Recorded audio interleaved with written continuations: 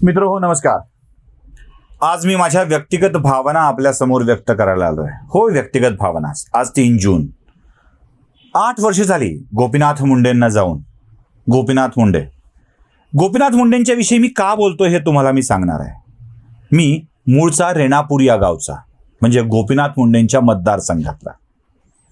अगदी कळत्या वयापासून माझा गोपीनाथ मुंडेंशी संपर्क स्थापित झालेला आहे. म्हणजे कळायला लागलं, समजायला लागलं तेव्हापासून गोपीनाथ मुंडेंशी संपर्क, कारण त्यांच्या मतदारसंघातला. पुढे पत्रकार झालो आणि गोपीनाथ मुंडेंच्या मतदारसंघातला पत्रकार म्हणून एक मोठी ओळख मिळाली. पुढे थोडासा पत्रकारितेतले पुढची पावलं उचलायला गेलो आणि गोपीनाथ मुंडेंच्या जिल्ह्यात, बीड जिल्ह्यामध्ये पत्रकार म्हणून काम करू लागलो.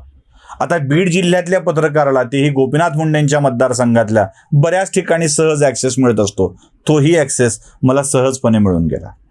मुंडेंच्या उपस्थितीत अनेक मोठमोठ्या लोकांना बोलता आलं, भेटता आलं, संवाद साधता आला. अगदी सहजपणे गोपीनाथ मुंडेंच्यामुळं माणसं उपलब्ध व्हायची, बोलायची आणि त्यातून एक आपसूकपणे आपल्या व्यक्तिमत्वाला एक नवं बळ मिळत असतं, ते मिळत होतं.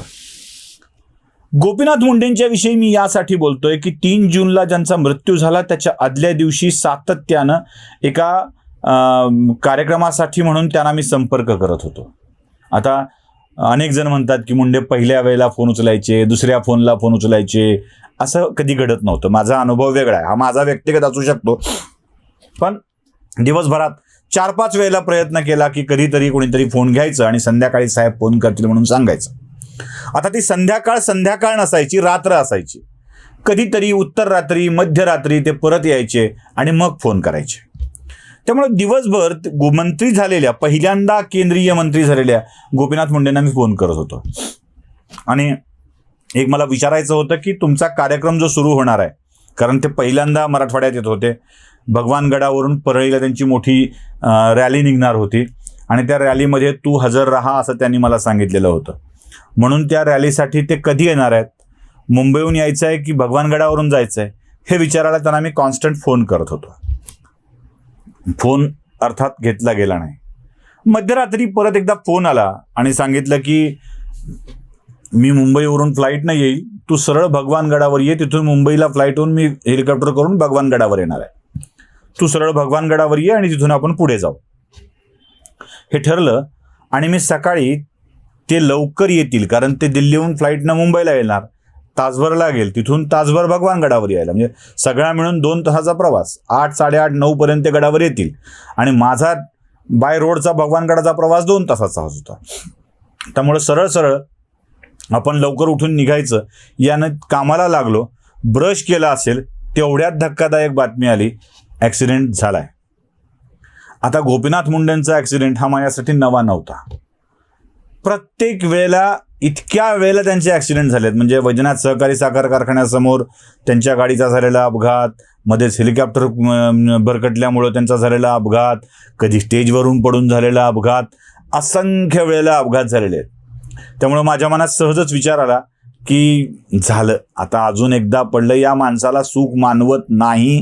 हा कधीच, याला सुखाच्या संकल्पना मान्य नाहीत की काय, कारण आत्ता मंत्री म्हणून होणारा सत्कार सुद्धा आता हात किंवा पाय अडकवून टाकूनच सत्कार करावा लागणार. आणि तेवढ्यात माझ्या फोनची घंटा वाजली आणि त्यात उत्तर मिळालं, साहेब गेले.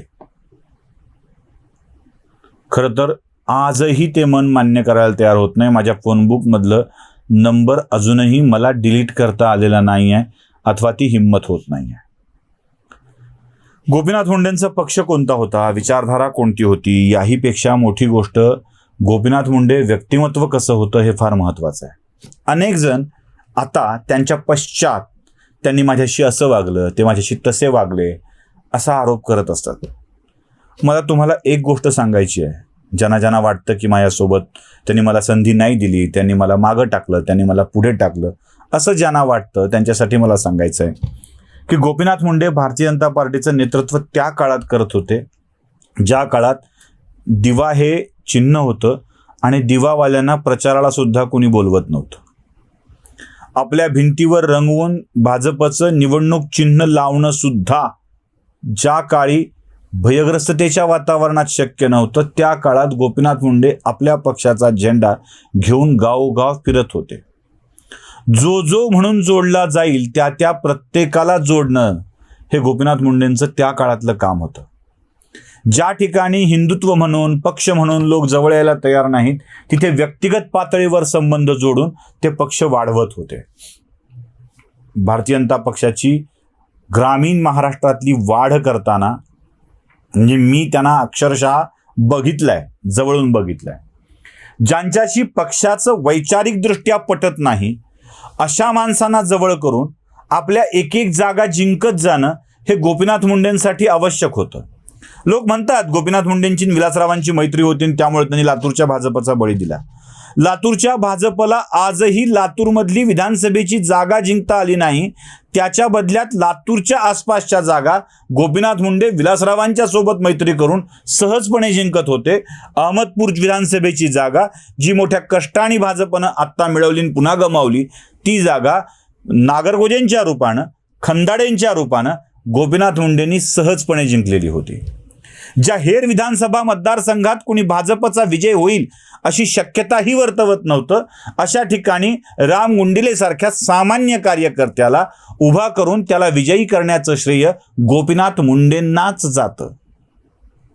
जिथे विजयाची शक्यता आहे तिथे तडजोडी करत आणि जिथे शक्यताच नाही तिथे आपल्या विरोधी पक्षाला बाय देत त्याला तिकडे बळ आणि आपल्या माणसाला इकडे बळ असं करत गोपीनाथ मुंडेंनी मराठवाड्यातली भारतीय जनता पक्ष उभा केला आणि लोक याला आताच्या घडीला गोपीनाथ मुंडेंच्या तडजोडी समजतात. हे वैशिष्ट्य आहे मित्र. तरीही आपल्यावर होणाऱ्या टीकेचा कोणताही विचार न करता गोपीनाथ मुंडे काम करत गेले आणि स्वतःसोबत भारतीय जनता पक्षाचं व्यक्तिमत्व भारतीय जनता पक्षाचा विस्तार ते वाढवत गेले आणि हेच गोपीनाथ मुंडेंच्या कामाचं खरं यश आहे. जो पक्ष अगदीच शहरी भागातल्या सॉफिस्टिकेटेड लोकांच्या मध्ये मर्यादित होता त्या पक्षाला गोपीनाथ मुंडेच ग्रामीण महाराष्ट्रापर्यंत घेऊन गेले आणि तिथे त्याने कार्यकर्ता निर्माण करून दिला. म्हणजे कधी कधी मी त्यांना म्हणायचो की साहेब तुमचे कार्यकर्ते Sunday to Monday Gopinath Munde म्हणतात.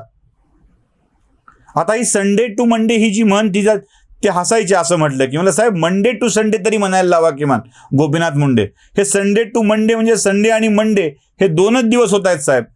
असं कसं साहेब चालेल का असं विचारल्यावर ते म्हणायचे अरे ते म्हणतायत ना ते महत्वाचं आहे.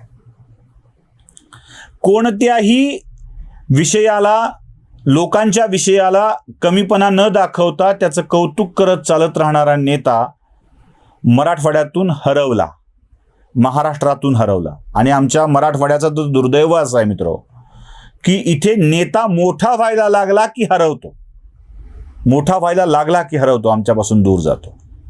गोपीनाथ मुंडे राष्ट्रीय स्तरावर जेव्हा चमकू लागले तेव्हा नियतीनं त्यांना आमच्यापासून हिरावून नेलं. विलासराव देशमुख जेव्हा राष्ट्रीय स्तरावर गेले त्यांचं नेतृत्व उभं राहू लागलं तेव्हा मृत्यूनं त्यांना गाठलं. प्रमोद महाजन जेव्हा राष्ट्रीय स्तरावर खरोखर प्रमोद महाजन पीएम होण्याची वेळ आली तेव्हा नियतीनं नव्हे त्यांच्याच घरच्यांनी त्यांना त्यांच्यापासून दूर नेलं.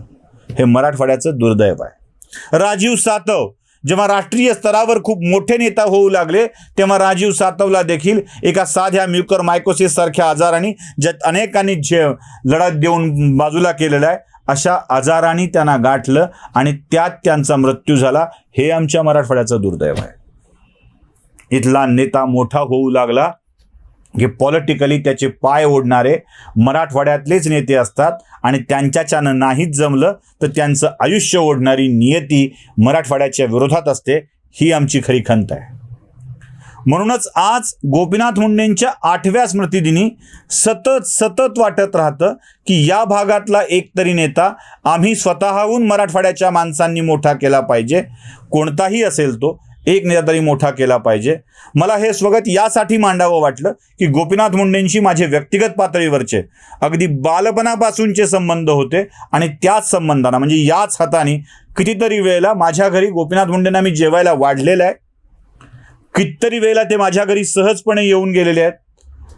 कितीतरी वेळेला मी आहे त्या ठिकाणी मला भेटायला आलेले आहेत. मग मी औरंगाबादला असेल, सोलापूरला असेल, बीडला असेल, मुंबईला असेल, आहे त्या ठिकाणी ते भेटायला आलेले आहेत आणि त्यावेळी या भावना त्यांच्या स्मृतिदिनी अशा उचंबळून येतातच.